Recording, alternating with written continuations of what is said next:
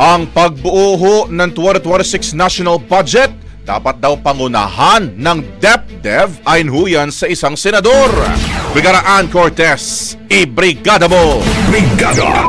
Live report! Ipinunto ni Senadora Amy Marcos na dapat lang pangunahan ng Department of Economic Planning and Development o kung tawagin dati ay National Economic and Development Authority ang pagbuo ng 2026 national budget.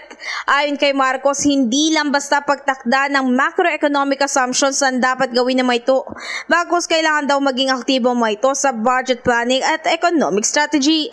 Dagdag pa niya, dapat ding nasa core ng budget process ang DepDev para makatulong nga sa paglaan ng pondo sa long-term development goals. Anya, dapat din tiyakin naman ito na hindi na makakalusot ang mga short-term political programs tulad na nga lang ng AKAP, AX at maging tupad.